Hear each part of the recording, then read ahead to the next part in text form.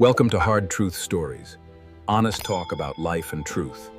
Subscribe and like.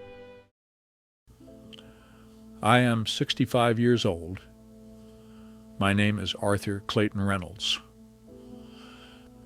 I never imagined that at this stage of my life I would become the main character in a family drama that felt more like a courtroom thriller than a quiet retirement story. I had already buried my wife, survived 2 heart scares, and accepted the simple rhythm of my days in Cedar Falls, Iowa. Mornings with black coffee. Evenings with the radio on low. And weekends when my grandkids came over and turned my calm little house upside down. My daughter, Melissa Reynolds, had always been complicated, smart, ambitious, restless. She moved to Chicago right after college, married a man who looked good on paper, and divorced him just as efficiently. After that, she bounced between startups, online courses, and personal growth projects. She talked fast, thought faster, and always believed she was the smartest person in the room. When she brought the kids to stay with me for a while, I didn't ask questions. Her voice on the phone sounded tired. "Dad, I just need some time to get things together," she said. "You're retired. The kids love you. It'll be good for everyone." That was 2 years ago. The kids, Evan, 8 years old, and Lucy, 6, became the center of my life. I walked them to school, helped with homework, learned more about math apps and spelling tests than I ever wanted to know. My house stopped feeling empty. Melissa visited occasionally, always with gifts, always with that same sharp, evaluating look in her eyes, like she was measuring everything. One afternoon, she arrived carrying a large box. "I got you something, Dad," she said brightly, "for the house." Inside was a sleek home weather station, digital display, outdoor sensors, Wi-Fi connectivity. "You're always checking the forecast," she said. "Now you'll have your own." I thanked her. I really did. It seemed harmless, useful even. I didn't know that was the moment everything started to unravel. A few months later, strange things began happening. Melissa started referencing details she couldn't possibly know. "Evan stays up too late at your place," she said during one phone call. I frowned. "I put them to bed at 9. "Well, he told me you let him watch TV later." He hadn't. Another time she said, "You really shouldn't raise your voice like that, Dad. It scares Lucy." I had never raised my voice at that child, not once.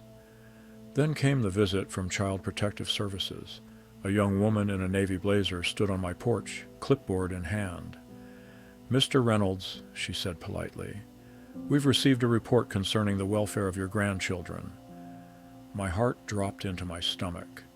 They inspected the house, checked the kids' rooms, asked questions, lots of questions about discipline, about routines, about whether I ever felt overwhelmed. I answered honestly. They left without incident, but the message was clear. Someone was watching me. 2 weeks later, I was served court papers. Melissa was filing for full custody, and she was claiming I was unfit. Her evidence included audio recordings from inside my own home. I sat at my kitchen table, papers spread out, hands shaking. The transcripts describe arguments I never remembered having, moments taken out of context, pauses edited to sound like threats. One recording captured me sighing heavily after a long day. In her filing, it was labeled, "Subject displays signs of emotional instability." I felt betrayed, confused, and terrified. I called my old friend Frank Miller, a retired electrical engineer who lived down the road. "Frank," I said, "do you know anything about smart home devices?" There was a long pause. "Arthur," he said slowly, "what exactly did your daughter give you?" When I told him, he exhaled sharply. Those stations sometimes have microphones for calibration or voice integration. My blood ran cold. That night, Frank came over with his laptop and a small toolkit. We opened the casing. Inside, tucked neatly behind the circuit board, was a tiny microphone module, active, connected, streaming. My daughter hadn't given me a gift. She had installed a listening device. Frank helped me disable it. Then he called someone he trusted, a cybersecurity consultant named Daniel Brooks from Des Moines. Daniel didn't react with surprise. He reacted with anger. "This is illegal," he said flatly, "and sloppy." He spent hours tracing network traffic, pulling logs from the cloud account the device was linked to. The account holder wasn't me. It was Melissa, and she hadn't been alone.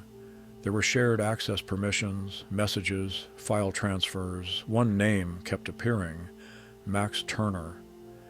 As Daniel dug deeper, the picture became clear.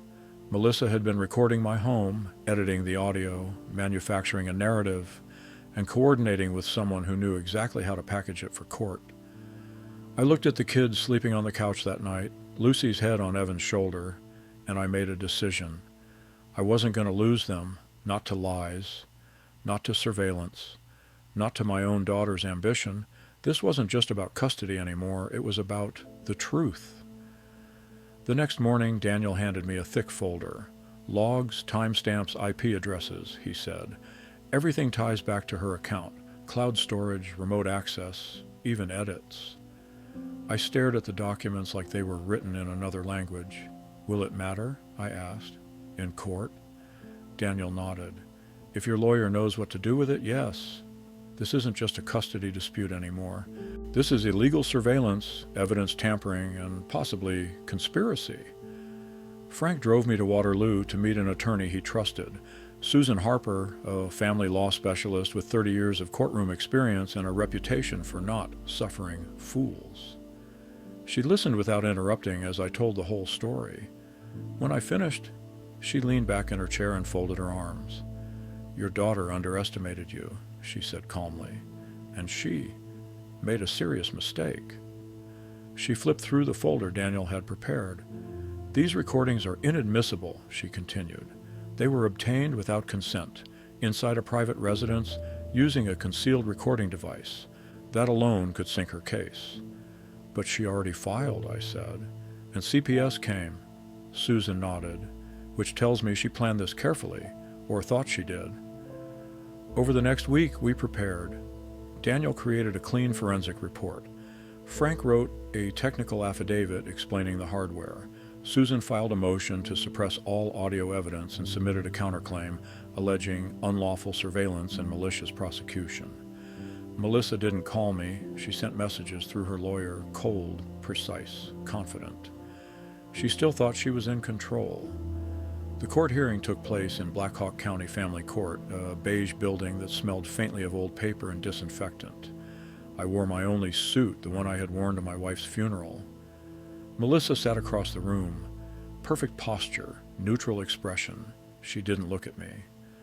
Her attorney began by painting a picture of an elderly man overwhelmed by responsibility. They played excerpts from the recordings.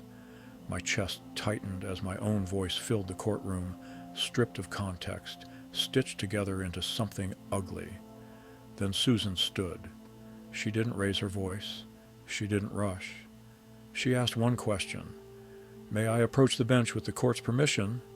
The judge nodded. What followed felt unreal. Susan introduced Daniel as an expert witness. He explained step by step how the device functioned, how the data was transmitted, how the account ownership was traced.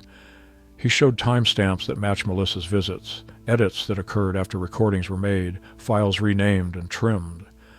Then Susan turned to Melissa. "Did you purchase a home weather station for your father?" "Yes," Melissa said. "Did you create the associated cloud account?" "Yes." "Did you ever inform him that the device contained an active microphone?" Melissa hesitated. "No." The judge's expression changed. Susan continued. "Did you share access to those recordings with a third party named Max Turner?" Silence. Melissa's attorney objected. Too late. Daniel's documentation spoke for itself. Max Turner, it turned out, was a private legal consultant who specialized in strategic custody outcomes, a polite way of saying he helped people manipulate evidence. The judge called a recess. When we returned, the tone of the courtroom had shifted. The recordings were thrown out. The CPS report was re-examined.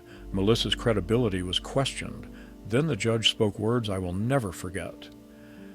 This court is deeply concerned by the deliberate invasion of privacy, the manipulation of evidence, and the apparent attempt to weaponize the legal system against a family member. He granted me temporary full custody. Melissa was ordered to have supervised visitation only. Outside the courtroom, she finally looked at me, not with anger, with disbelief. "You didn't have to do this," she said quietly. I met her gaze. "Neither did you." In the weeks that followed, life slowly settled into a new rhythm. The kids stayed with me permanently. Their school records were updated, their routines stabilized. They laughed more, slept better. Melissa disappeared from their daily lives. Then one evening, Susan called me. "Arthur," she said, "there's more." Max Turner had cooperated with authorities. In exchange for leniency, he handed over communications, emails, strategy notes, plans. Melissa hadn't just wanted custody. She wanted the house, my house, the one my wife and I had paid off decades ago. Her plan was simple: declare me unfit, place me under guardianship, sell the property, and manage the funds. Susan filed additional charges: fraud, elder abuse, conspiracy. The final hearing took place 3 months later. Melissa didn't testify. Her lawyer advised against it. The judge ruled in my favor on every count: full legal custody of Evan and Lucy, a permanent restraining order against unauthorized surveillance, and a referral for criminal investigation. That night I sat on the porch watching the sun dip below the cornfields, Evan beside me, Lucy asleep on my shoulder.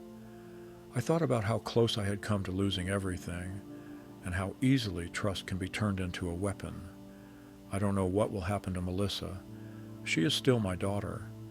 But some lines, once crossed, cannot be erased. I am 65 years old, I am a grandfather, and I will protect my family, even from my own blood. After the final ruling, people kept telling me it was over, that I should relax, breathe, get back to normal. But there is no normal after you discover that your own child has been quietly recording your life, cutting it into pieces, and trying to sell a version of you that never existed. The house felt the same, yet different. Every creak of the floorboards, every hum of an appliance reminded me how blind trust can be. I unplugged anything that connected to the internet. I replaced the router. Daniel came back twice to double-check that there were no other devices hidden anywhere. He found nothing, but the damage had already been done. At night, when the kids were asleep, I replayed everything in my head: conversations, gifts, smiles. All those moments where I never once considered that Melissa might be gathering material, not memories. Evan asked me one evening, very quietly, while we were doing homework at the kitchen table, "Grandpa, are we safe now?" That question hit harder than any court document. I put my pen down and looked at him, really looked. The dark circles under his eyes had faded since the trial. He wasn't clenching his jaw anymore when adults talked nearby. He was just a kid again, at least trying to be. "Yes," I said, "you are, I promise." Promises mean something different when you've almost failed to keep them. Melissa tried to reach out once, not directly, through Susan. She wanted to explain her perspective. She wanted me to understand the pressure she was under. She wanted a path back. Susan asked me what I wanted to do. I told her the truth. "I don't want revenge," I said, "and I don't want reconciliation right now. I want distance, and I want my grandchildren to grow up without fear." The restraining order stayed in place. Supervised visitation was offered again later under stricter conditions. Melissa declined. That told me more than any apology ever could. Life moved forward, not because I was strong, but because the kids needed it to. Mornings became busy, breakfasts were loud, shoes went missing. Permission slips appeared out of nowhere. I learned the names of teachers, school counselors, after-school coaches. I sat in plastic chairs during parent meetings and nodded like I knew what I was doing. Sometimes I caught other parents looking at me with curiosity. An older man raising 2 young kids alone wasn't common in Cedar Falls. A few asked questions, most didn't. I didn't volunteer the story. Some stories aren't meant for casual conversation. Frank still came by every Sunday. We drank coffee and talked about nothing important. Daniel checked in occasionally, mostly to see how I was holding up. Susan sent a final letter once everything was officially closed, case resolved, custody permanent, property secured. Clinical words for something that had nearly destroyed my family. One afternoon, months later, I found the weather station box in the garage, the empty box. I had never thrown it out. I stared at it for a long time before finally breaking it down and putting it in the trash. It felt symbolic, late, but necessary.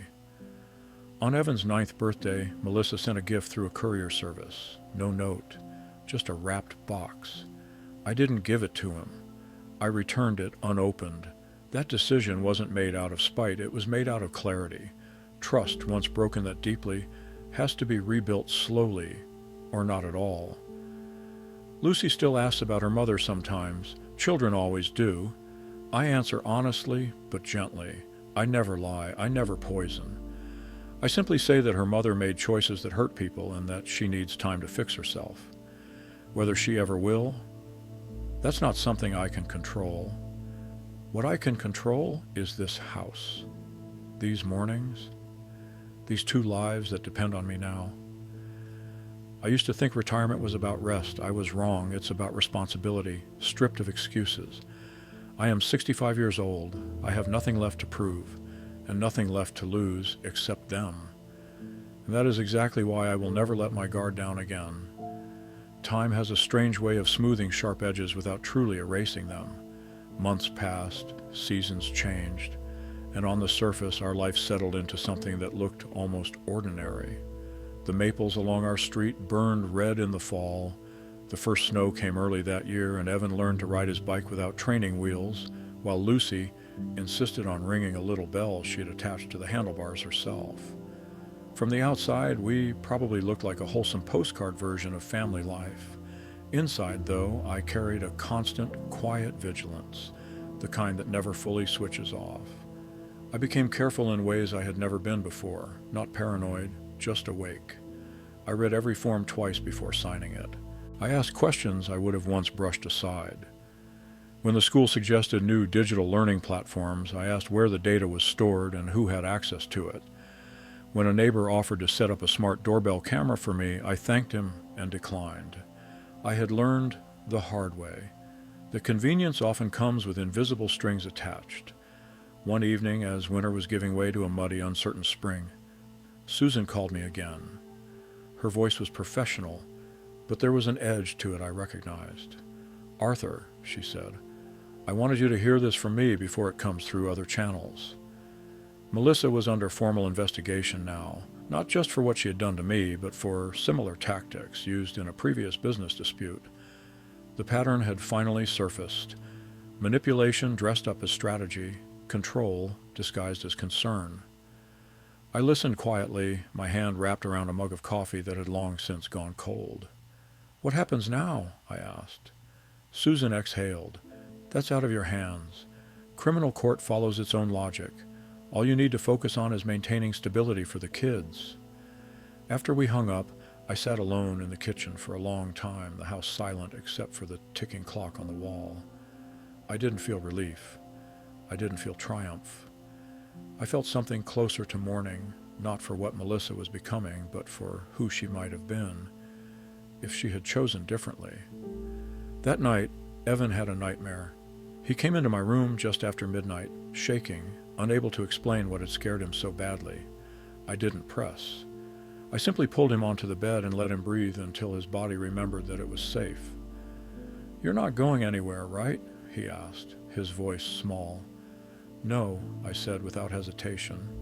"I'm right here." That answer mattered more than any court order. As spring turned into summer, we took small trips, day drives to state parks, picnics by rivers, places with no cell signal and no cameras. The kids laughed differently there, freer, louder. I realized then how much tension they had been carrying without the words to name it. One afternoon, while Lucy was collecting smooth stones by the water, Evan asked a question that told me he was putting pieces together. "Grandpa, Mom wanted to take us away from you, didn't she?" I didn't lie. "Yes," I said carefully. "She thought she knew what was best. But she was wrong." He nodded, accepting it in that way only children can, without needing the full weight of the explanation. Then he skipped a stone across the water and grinned when it bounced twice before sinking. I understood something important in that moment. The story no longer belonged to Melissa. It didn't belong to the courts, or the evidence, or the devices hidden inside plastic casings. It belonged to the future we were quietly building, one ordinary day at a time. I am still 65 years old. My back hurts more than it used to. I forget where I put my glasses at least once a day, but I wake up with purpose now. Not because I won something in court, but because 2 children trust me to stand between them and the world when it turns sharp and dishonest. And that, I have learned, is the heaviest and most meaningful responsibility a man can carry. There are moments when the past tries to reassert itself, not loudly, not dramatically, but through small, almost polite intrusions, a letter in the mail with unfamiliar handwriting, a phone call that disconnects the second you answer, a name you haven't spoken aloud in months, suddenly appearing where you didn't expect it. Healing is not a straight line, and safety, I learned, is something you maintain, not something you declare finished. Late that summer, a certified envelope arrived from Cook County, Illinois. I recognized the legal formatting immediately. My stomach tightened in a way that had become familiar. Inside was a notice informing me that Melissa had entered a plea agreement, no prison time, mandatory counseling, probation, restrictions regarding contact with minors. It was written in neutral language, stripped of emotion, but every line carried weight. I sat at the dining table for a long time, the paper folded neatly in front of me, listening to the distant sounds of Evan and Lucy playing in the backyard. Their laughter drifted through the open window, unguarded and real. That sound grounded me. It reminded me why I had endured everything that came before. Melissa sent one final message through Susan shortly after. It wasn't an apology, not really. It was closer to a confession wrapped in justification. She wrote about pressure, fear, feeling invisible, feeling like she was losing control of her life. She wrote about believing she was doing the right thing, even when methods became questionable. She asked, without directly asking, whether there was any chance of forgiveness. I did not respond. Not because I hated her, but because I finally understood something that had taken me most of my life to learn. Forgiveness does not require access. You can release anger without reopening doors that should remain closed. School started again in the fall, new backpacks, new routines. Lucy insisted on tying her own shoes now, even though it took her 3 times as long. Evan joined a youth soccer league and looked to the sidelines after every play, checking whether I was watching. I always was. At a parent-teacher conference, Evan's teacher pulled me aside. "He's doing very well," she said. "But more than that, he feels settled. Whatever stability you've given him, it shows." I thanked her, though the word felt inadequate. Stability is not something you hand a child once. It is something you demonstrate every single day, especially when no one is watching. Occasionally, people still ask questions, neighbors, other parents, acquaintances who had heard fragments of the story and wanted the rest. I learned how to answer without feeding the curiosity. It was a family matter, I would say. We handled it. That was true enough. One evening, as autumn settled in and the air turned sharp, Lucy climbed onto my lap while we watched the sunset from the porch. "Grandpa," she said, her voice thoughtful, "you're old, but you're strong." I laughed, the sound surprising even me. "I'll take that," I said. Strength, I had learned, isn't loud. It doesn't announce itself. It shows up when it's inconvenient, when you're tired, when walking away would be easier. Strength is choosing responsibility when no one would blame you for refusing it. I don't know what kind of woman Melissa will become. I hope, for her sake, that she learns something from what she lost. But my role in her story is over. My role here is not. I am 65 years old. I am not perfect. I am not naive anymore. I am present. And for two children who once lived under the quiet shadow of manipulation and fear, that presence is everything. I stopped thinking of the story as something that had happened to us and started seeing it as something we had already walked through. The difference mattered. One kept me looking over my shoulder. The other allowed me to stand upright again. Winter came early that year, heavy snow, the kind that silences everything.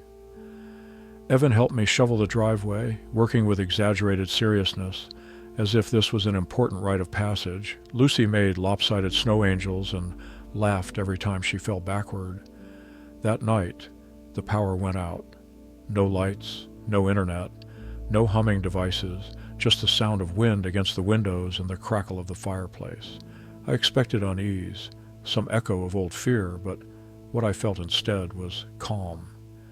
The house was dark, yes, but it was honest darkness, nothing hidden, nothing listening. We played cards by flashlight. Lucy fell asleep halfway through a game and had to be carried to bed. Evan asked if he could stay up a little longer, just talking. About what? I asked. About how things work now. So we talked about rules, about trust, about how adults can be wrong and how that doesn't mean the world is unsafe forever. I didn't over-explain, I didn't dramatize. I answered what he asked and stopped there. He nodded, slowly, absorbing it. I think I get it, he said. Some people try to control things because they're scared. Yes, I said. That's exactly right. He went to bed after that, calmer than I'd seen him in a long time. Spring brought new routines, soccer practices, school projects that took over the dining table. Lucy learned to read on her own and insisted on reading street signs out loud wherever we went. I watched them grow, not just physically, but inwardly. The tightness that once lived in their shoulders was gone. They argued like normal siblings now about toys and turns and nothing that mattered. Once, while folding laundry, I realized something quietly profound. I hadn't checked locks or windows out of anxiety in months. I hadn't replayed court scenes in my head. I hadn't imagined worst-case scenarios before answering the phone.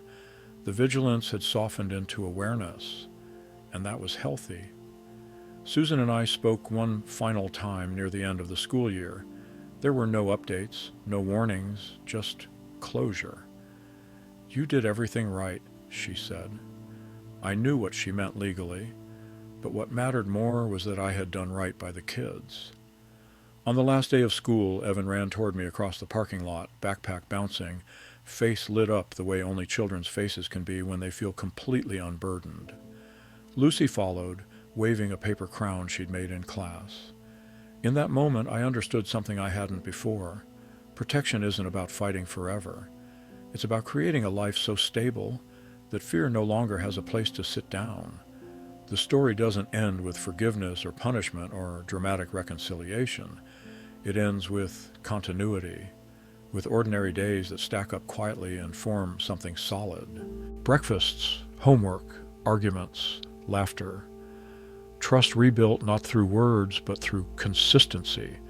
Whatever Melissa's future holds, it will unfold somewhere else. This house, these children, this life. We are no longer reacting. We are simply living. The longer we lived without crisis, the more I understood how deeply it had shaped us. Calm didn't arrive all at once. It seeped in slowly, filling the spaces where tension used to live. There were still moments, brief, sharp ones, when something ordinary would trigger a memory. A recording app icon on a phone, a casual joke about smart devices, a teacher mentioning monitoring tools. But those moments passed. They no longer took root. One Saturday morning, Evan asked if he could invite a friend over. It seemed like a small request, but I knew what it meant. It meant he felt safe enough to let his world expand again. The house filled with noise that afternoon, running feet, shouted rules of a game I didn't understand, laughter that spilled down the hallway. Lucy followed them around like a shadow, determined not to be left out. I made grilled cheese sandwiches and pretended not to notice when Evan glanced into the kitchen, checking that I was still there. I always was. Later that evening, after the friend had gone home and Lucy was asleep, Evan lingered at the table. "Grandpa," he said, hesitating, "do you ever think about what would have happened if, if the judge hadn't believed you?" I didn't brush it off. "Yes," I said honestly. "Sometimes. And then I remind myself that worrying about a road we didn't take doesn't help us walk the one we're on." He thought about that for a moment, then nodded, satisfied. Children don't need certainty. They need steadiness. As the year turned, I started volunteering at the school. Nothing dramatic, helping with reading programs, supervising field trips. I noticed how often adults underestimated what children absorb, how they sense tension, half-truths, emotional weather. I made a point of being transparent, calm, predictable, not perfect, just present. One afternoon, Lucy came home with a drawing, 3 figures holding hands in front of a house. She had labeled them carefully, me, Evan, Grandpa. No explanations, no questions, just fact. I put the drawing on the refrigerator and left it there. Sometimes, late at night, I wondered whether Melissa thought about them the way I did, whether she missed their voices, their small habits, the way Lucy hummed when she was concentrating, or the way Evan chewed his lip when he was nervous. I hope she did, not because it would hurt her, but because it might someday change her. But hope, I learned, does not require proximity. What we had built here didn't depend on anyone else's choices anymore. It stood on routine, on trust earned slowly, on the quiet understanding that home is not just a place. It's a pattern of care repeated. Until it becomes invisible, there were no more court dates, no more letters, no more sudden drops in the stomach when the phone rang, just life unfolding at a human pace. And that, after everything, was enough. Summer arrived without ceremony, no dramatic shift, no sense of crossing a finish line, just longer evenings and open windows and the slow return of warmth to the ground. The kids adjusted to the season the way children always do, instinctively, as if their bodies knew exactly when it was safe to relax. Evan grew taller almost overnight. His voice hadn't changed yet, but it hovered on the edge of it, cracking slightly when he laughed too hard. Lucy lost her first tooth and carried it around in a small plastic box for 2 days before finally agreeing to put it under her pillow. When she woke up to find a dollar bill and a note, she studied the handwriting closely. "That doesn't look like the tooth fairy," she said. I shrugged. She subcontracted. That made her laugh, and that was enough. We spent more time outside, bike rides through the neighborhood, trips to the public library, long afternoons where nothing in particular happened, and that nothing felt like a gift. I noticed how rarely the kids asked permission to exist anymore. They didn't check my face before speaking. They didn't pause before laughing. The caution had drained out of them, replaced by something lighter. One evening, while we were watering the garden together, Evan said something that stopped me cold. "You know," he said casually, "I don't really remember being scared anymore. I remember that I was scared, but not how it felt."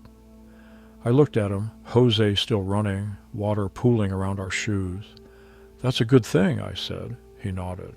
"Yeah, I think so too." Later that night, after they were asleep, I sat alone in the living room and let that sentence settle. Fear remembered without being relived. That was healing, not erasure, transformation. Every once in a while, a mutual acquaintance would mention Melissa. Nothing concrete, just fragments, therapy, a move, a new job that didn't last. I didn't ask questions. I didn't seek updates. Knowing less turned out to be a form of peace. What surprised me most was how little anger I felt anymore. It hadn't vanished all at once. It had thinned out, like fog burned away by steady sunlight. In its place was something quieter and more durable, resolve. This was our life now. Not defined by what nearly happened, but by what continued to happen, day after day, because I chose consistency over collapse. Near the end of summer, Evan's soccer team made it to a local tournament. Nothing big, no trophies worth keeping, but he played harder than I'd ever seen him play, not frantic, not desperate, focused. After the final game, win or lose, He ran straight toward me. "Did you see that pass?" he asked, breathless. "I saw everything," I said. He believed me. On the drive home, Lucy fell asleep in the back seat, her head tilted at an awkward angle, mouth slightly open. Evan stared out the window, quiet but content. I thought about how fragile this all was and how strong it had become. There was no grand lesson waiting at the end of this story, no speech that tied everything together neatly, just a truth that revealed itself slowly, the way real truths do. Protection isn't control, love isn't surveillance, and family isn't proven by biology, but by who shows up again and again when it would be easier not to. That was the life we were living now, and it was enough. By the time the next school year began, I stopped thinking in terms of before and after. Life no longer split itself neatly around the court case or the investigation or the quiet terror of those first months. Those events were still part of our history, but they no longer organized our days. What organized our days now were lunches, packed in a hurry, forgotten jackets, arguments about screen time, and the eternal mystery of where all the socks disappeared to. Normal problems, honest ones. Evan started fourth grade with a confidence that surprised even his teachers. He volunteered answers. He disagreed politely. He wasn't trying to impress anyone anymore. He was simply occupying his space. Lucy, meanwhile, developed a stubborn streak that could only belong to a child who finally felt safe enough to say no. She argued her case like a tiny lawyer, hands on hips, eyebrows drawn together in concentration. I let her win some battles and lose others. Structure, I had learned, mattered just as much as affection. There were setbacks, of course. Healing doesn't erase instinct overnight. Once during a routine fire drill at school, Lucy panicked at the sudden noise and hid under a desk, shaking. The school counselor called me, worried. I came immediately. I didn't scold. I didn't explain. I just sat on the floor beside her, back against the wall, until her breathing slowed. Later, at home, she asked if something bad was going to happen again. "No," I said, "but even if it did, you wouldn't be alone." That answer seemed to anchor her. She didn't ask again. I began to understand that my role wasn't to convince them the world was harmless. That would be a lie. My role was to show them that harm didn't have the final word, that there was always someone steady on the other side of fear. Around that time, I made one deliberate choice that surprised even me. I went through the house and reintroduced technology, slowly, carefully, on my terms. A basic laptop for schoolwork, parental controls I actually understood, devices that did one thing and did it plainly, no smart anything, no cloud accounts that weren't mine. Transparency replaced suspicion. I explained it to the kids openly. Tools aren't the problem, I told them. Secrets are. They accepted that without drama. Children understand rules better than anxiety. On a quiet Sunday afternoon, Evan asked if we could visit his mom's old neighborhood in Chicago someday. Not to see her, just the place. He said he wanted to remember it properly, without confusion. I considered it for a long time before answering. "Maybe," I said, "when you're ready, and when it won't reopen things that need to stay closed." He nodded, thoughtful. He didn't push. That restraint told me everything. As for Melissa, news came less frequently now. The legal consequences had stabilized into routine supervision and mandated therapy. Nothing sensational. Just consequences stretching out over time the way they usually do in real life. I no longer felt responsible for tracking her progress or decline. That weight had never truly been mine to carry. What was mine were the small, unremarkable victories. Lucy reading an entire chapter book by herself and insisting on reading it out loud afterward, voice rising and falling with pride. Evan standing up for another kid at school, then coming home unsure whether he'd done the right thing. Both of them arguing over chores, then resolving it without my intervention because they'd learned that fairness mattered. One evening, long after they'd gone to bed, I realized I hadn't felt afraid in a very long time. Not vigilant, not cautious, afraid. That absence felt almost foreign. I sat with it, examined it, and understood that fear had finally been replaced by trust, not blind trust in people, but earned trust in process, in routine, in showing up, in doing the next right thing even when no one was keeping score. This wasn't a story about outsmarting someone or winning in court anymore. It was a story about endurance, about choosing patience over bitterness, about building something quiet and solid where chaos had once tried to take root. The kids didn't know most of the details. They didn't need to. What they knew was this: when they woke up, I would be there. When they came home, the house would feel the same. When they were afraid, someone would sit beside them until the fear passed. That kind of certainty doesn't make headlines, but it changes lives, and slowly, almost without noticing, it changed mine too. Sometime that winter, during one of those gray Midwestern weeks when the sky seems permanently undecided, I realized I had stopped waiting for the other shoe to drop. For a long time, every good stretch of days had felt provisional, like borrowed time. I'd wake up half expecting another letter, another phone call, another quiet attempt to regain control from a distance, but nothing came. And eventually, I stopped listening for it. The kids noticed before I did. "You don't get that look anymore," Evan said once, out of nowhere, while we were driving home from practice. "What look?" I asked. "The one like you're thinking really hard about something bad." I thought about that the rest of the drive. He was right. Somewhere along the way, my mind had stopped scanning the horizon for threats and started paying attention to what was actually in front of me. That shift didn't happen because I decided to be brave. It happened because the environment had finally proven itself safe over and over again until my nervous system believed it. That's how real recovery works, not with declarations, with repetition. We established traditions without meaning to. Friday nights became homemade pizza nights. Lucy handled toppings with exaggerated seriousness, carefully placing each slice of pepperoni as if it were a design choice. Evan experimented with sauces and declared himself in charge of quality control, which mostly meant eating more than his share. I let it happen. Some things are worth the mess. Saturday mornings were slow, no alarms, just sunlight creeping through the curtains and the sound of someone moving around in the kitchen, unsure whether it was too early to make noise. Those mornings felt like trust made visible. Once, during a particularly heavy snowfall, school was canceled for 3 days straight. The kids built an elaborate snow fortress in the yard, complete with rules, boundaries, and an imaginary threat that required constant defense. I watched from the porch, coffee in hand, struck by how children rehearse safety through play. They build control where they once felt powerless. They rewrite fear into games they can win. Inside the house, I found old photo albums I hadn't opened in years, pictures of Melissa as a child, birthday cakes, missing teeth, Halloween costumes she'd insisted on choosing herself. I sat with those images longer than I expected, not with longing exactly, but with a sober kind of acceptance. Love doesn't disappear just because trust does. It changes shape. It moves to a safer distance. I didn't show the albums to the kids, not yet. Some history needs time before it can be held without confusion.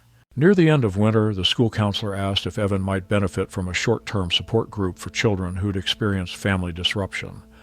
I agreed. Not because he seemed broken, but because I had learned that waiting until someone is in visible pain is usually too late.